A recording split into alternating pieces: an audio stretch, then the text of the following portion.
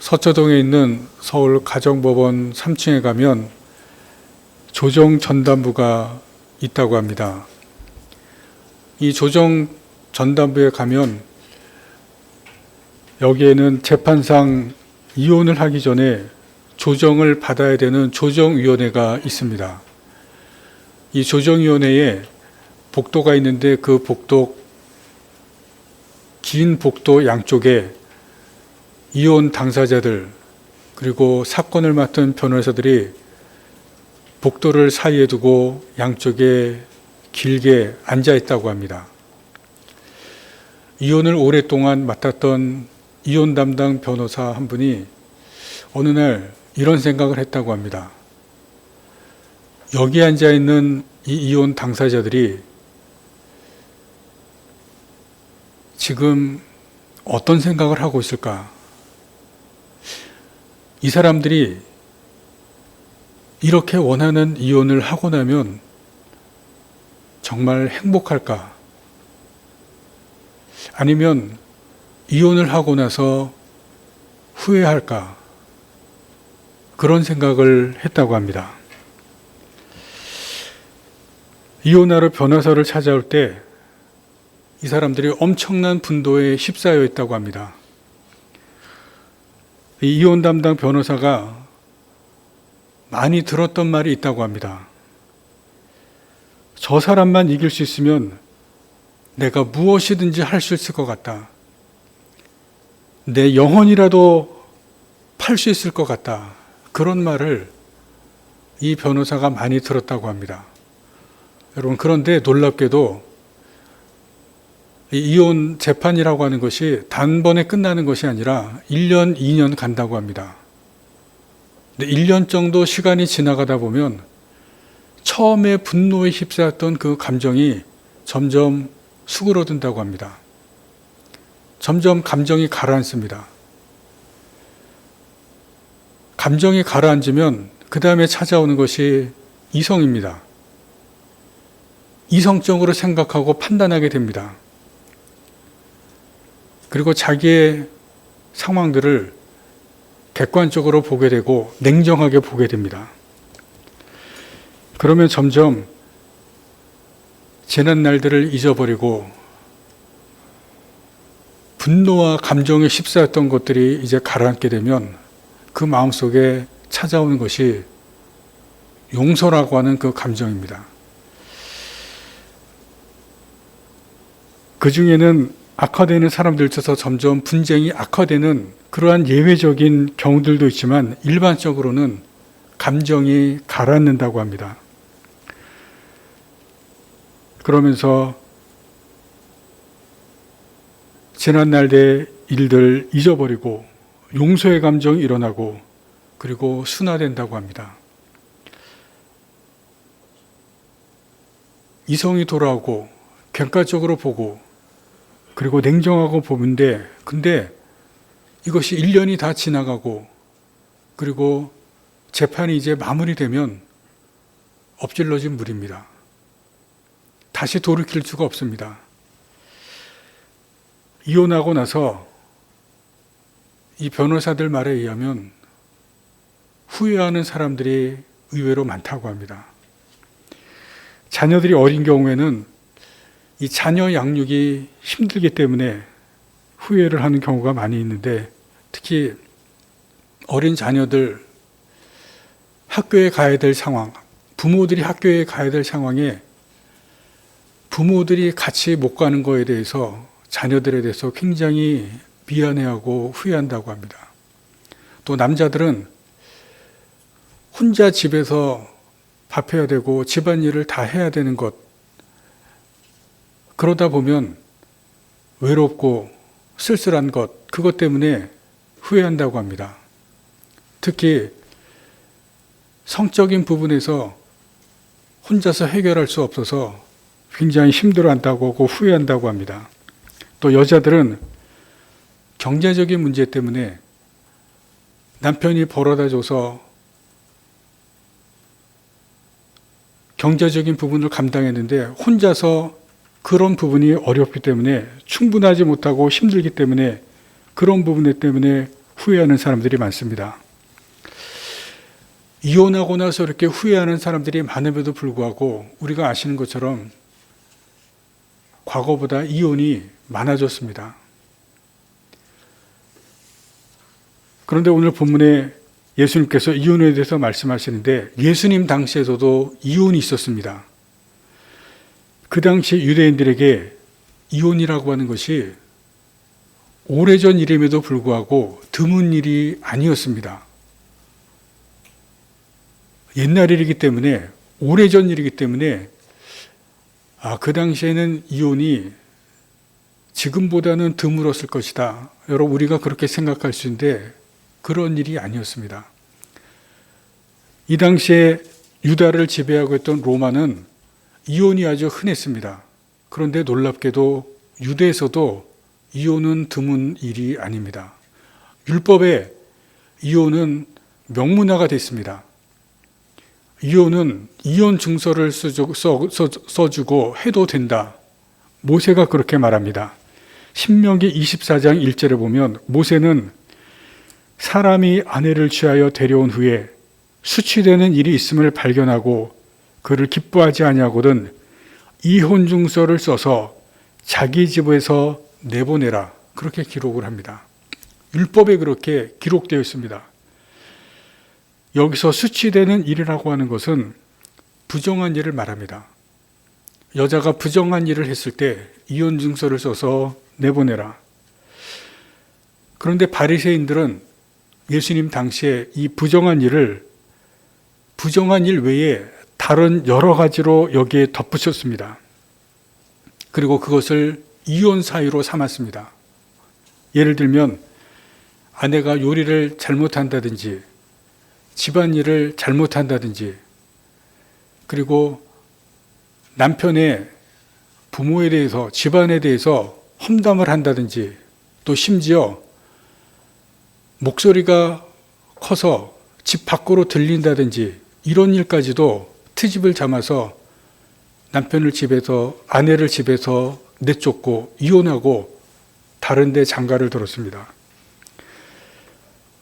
이런 이유들 때문에 예수님 당시의 이혼은 드문 일이 아니었습니다.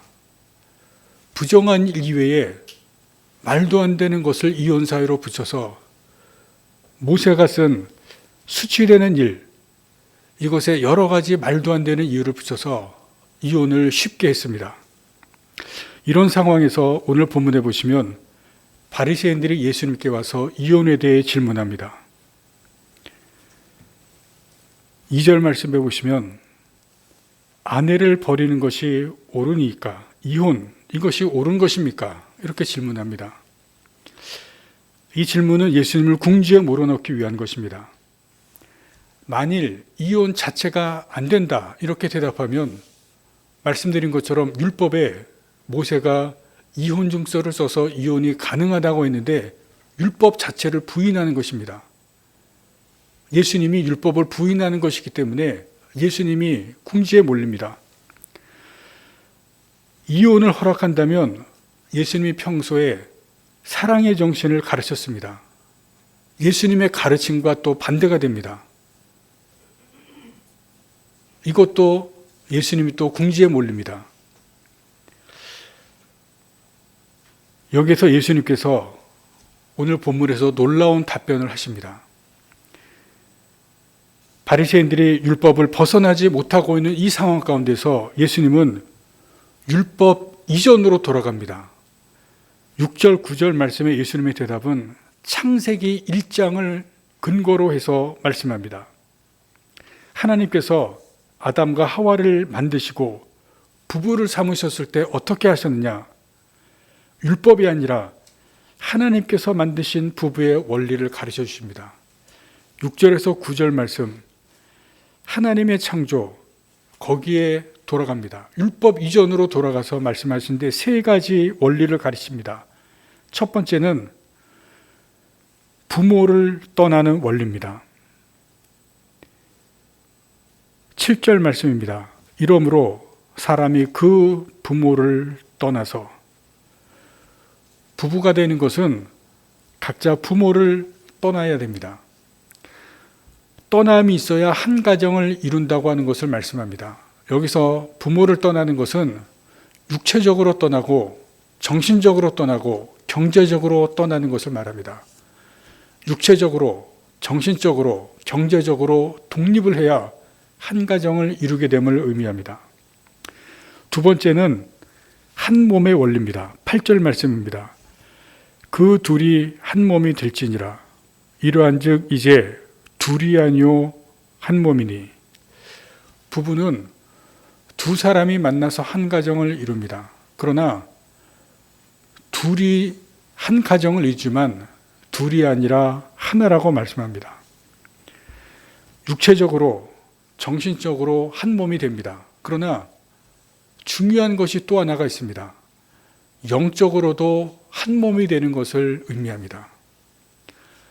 그리스도인의 가정은 세상의 가정과 다릅니다. 왜냐하면 육체적으로 하나가 될 뿐만이 아니라 정신적으로 하나가 되는 것이 아니라 영적으로도 하나가 되는 것을 여기에서 분명하게 말씀합니다. 세 번째는 하나님의 짝 원리입니다. 9절 말씀입니다. 그러므로 하나님이 짝지어 주신 것을 사람이 나누지 못할지니라.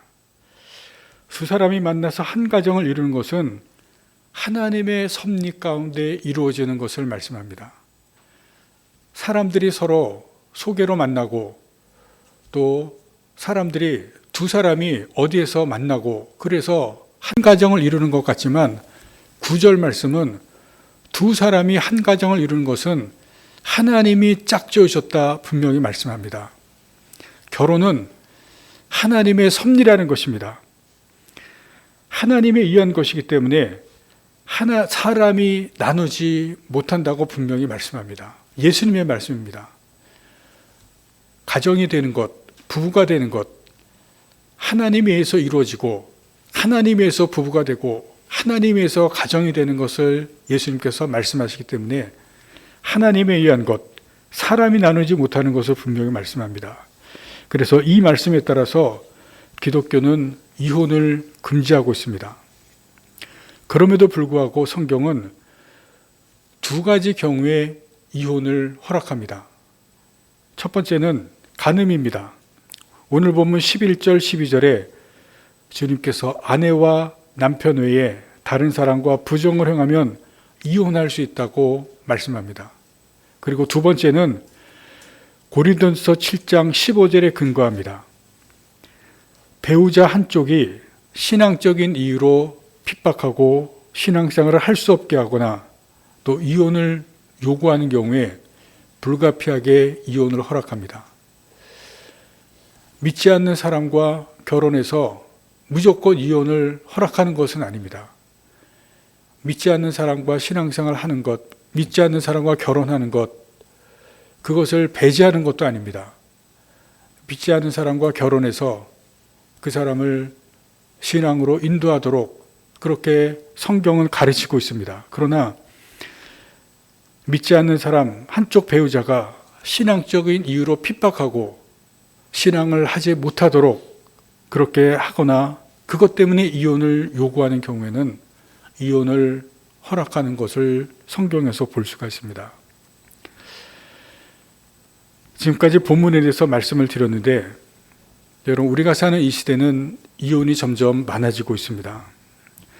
기독교인들이라고 해서 이런 흐름을 거스르지 않습니다. 기독교인들 가운데서도 시대의 흐름을 따라 이혼을 하고 있는 것을 볼 수가 있습니다. 그러나 오늘 본문에 보시면 예수님께서 분명하게 이혼에 대해서 가르치는 것을 봅니다. 부부는 하나가 되었고 하나님께서 짝지으셨기 때문에 사람이 나눌 수 없다고 말씀합니다. 간음 외에는 사람이 나눌 수 없고 또 신앙 때문에 이혼을 요구하는 경우 이외에는 이혼을 허락하지 않는다고 성경은 말합니다. 시대의 거대한 흐름 앞에서도 가정이 무너지게 해서는 안 된다는 가르침입니다. 그러면 그리스도인인 우리는 어떻게 가정을 지켜야 하는가? 어떻게 좋은 가정을 만들고 부부로 살아갈 것인가? 이 거친 시대에 쉽지 않지만 그렇다고 놓칠 수 없는 그러한 부분입니다. 첫 번째는 가장 평범하지만 중요한 사랑입니다. 노르웨이 사회연구에서 가사 분담과 이혼율에 대해서 연구를 했습니다.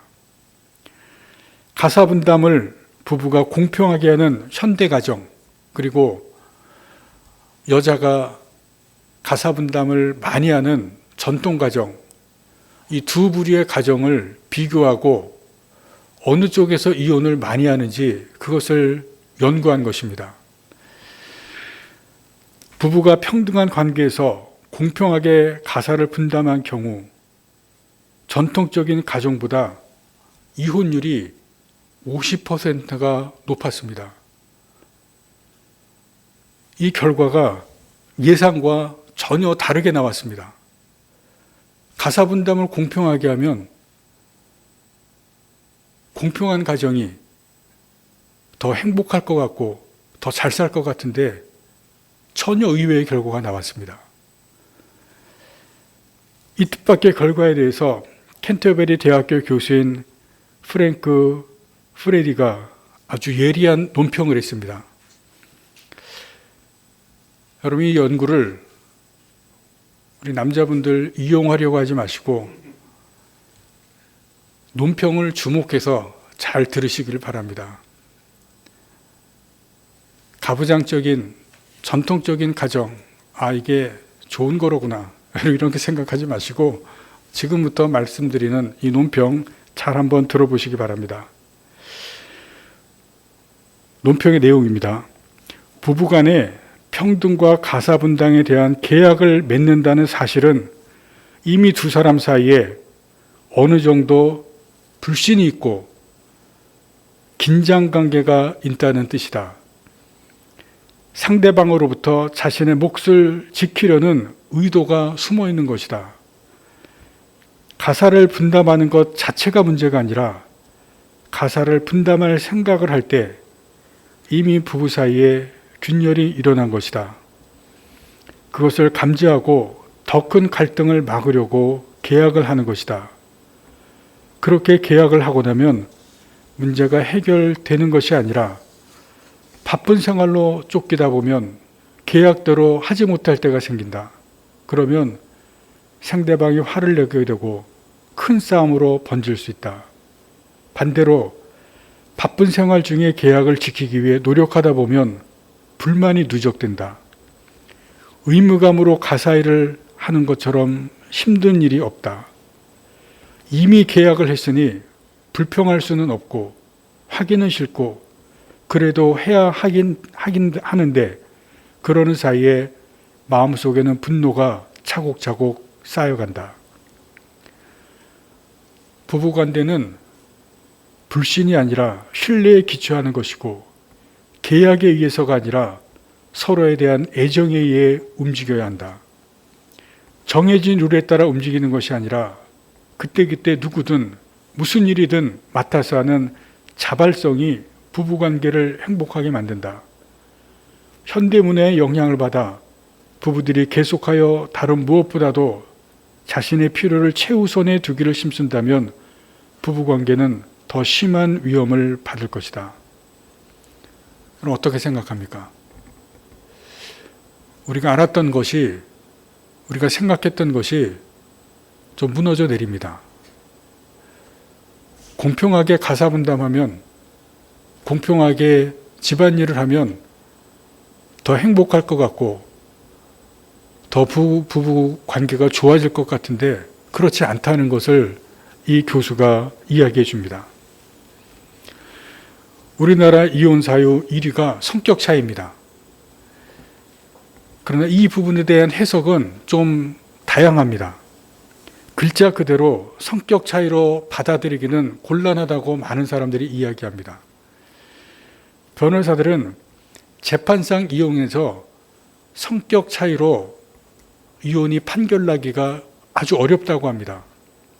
재판관들이 성격 차이로 이혼해라 이렇게 판결하는 것이, 그렇게 판결받는 것이 쉽지 않다고 합니다. 왜냐하면 성격 차이를 증명해야 되기 때문에 그렇습니다.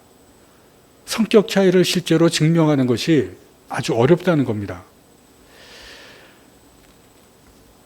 그럼에도 불구하고 이런저런 이유로 이혼이 많아졌습니다.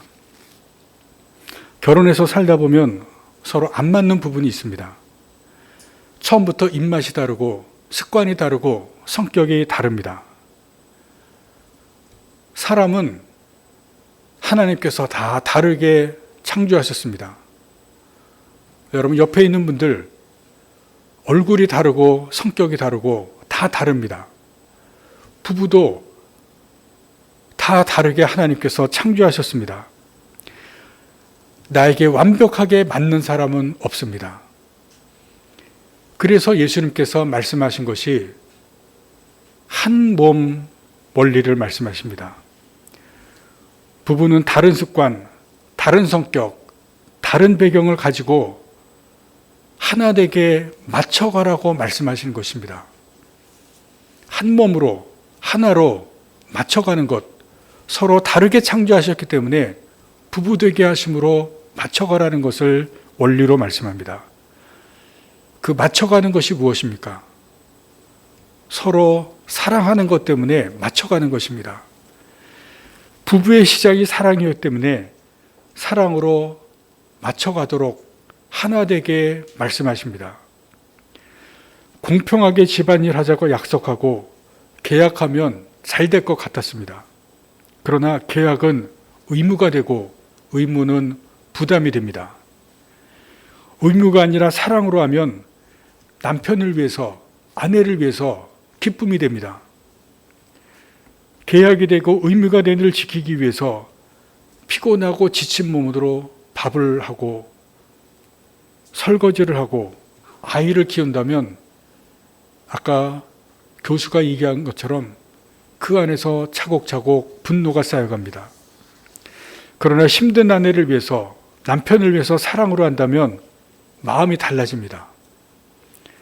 하나님은 부부를 서로 다르게 만드셨습니다. 부부가 되게 하심으로 그 다름을 맞춰가도록 하신 것입니다. 상대의 다름을 보십니까? 나와 다르게 생각하고 다르게 행동하고 다르게 습관을 가진 것을 보십니까? 맞춰가라고 하신 것으로 여러분 아시기를 바랍니다. 그렇게 하나님께서 살아가도록 부부로 만드셨습니다. 그럼에도 불구하고 어떤 분들은 힘들어합니다. 정말 고통스럽게 살아갑니다. 말로 할 수 없는 모욕을 당하고 폭력과 억압을 당하는 그러한 고통 속에 있는 사람이 있습니다. 불평과 원망이 있고 이런저런 이유로 가슴 찌는 고통 속에 살아가는 사람이 있습니다. 정적인 고통이 있는 사람도 있습니다. 여러분 이런 경우에 어떻게 해야 됩니까? 이런 고통 속에서 계속 살아야 하는가? 그런 결혼은 참으로 고통일 수밖에 없습니다. 이런 힘든 경우에 하나님을 모른다면 우리가 세상 사람들처럼 할 것입니다. 그러나 하나님을 믿는 사람들은 이 문제를 말씀의 시각에서 봐야 됩니다. 예수님은 또 하나의 원리를 우리에게 말씀하셨습니다. 부부를 하나님의 짝이라고 했습니다. 하나님의 짝의 원리입니다. 하나님께서 짝 주셨다 말씀하십니다. 이것은 부부됨은 하나님이 중심이고 가정의 중심은 하나님이라는 말씀입니다. 하나님이 주관하셨기 때문에 그렇습니다. 서로를 만나게 하시고 서로를 부부되게 하시고 서로를 가정으로 삼으신 것은 하나님께서 하시고 하나님께서 주관하셨기 때문에 하나님이 중심이라는 것입니다. 그래서 힘들고 괴롭고 고통스러운 상황 속에서 하나님이 필요합니다. 거기에 하나님의 은혜가 필요하다는 것입니다. 앞에서 부부의 사랑을 말씀을 드렸습니다. 부부의 사랑으로 모든 것이 다 해결되면 얼마나 좋겠습니까? 그러나 사람의 사랑에는 한계가 있습니다. 이미 결혼하신 분들 다 느끼실 것입니다. 그래서 부부의 문제가 발생하는 것입니다. 하나님께서 가정의 중심이 되신 것은 하나님의 사랑이 영원하기 때문에, 변하지 않기 때문에, 하나님의 사랑이 사람의 것을 해결할 수 있기 때문에 하나님이, 그 사랑이 가정의 중심입니다.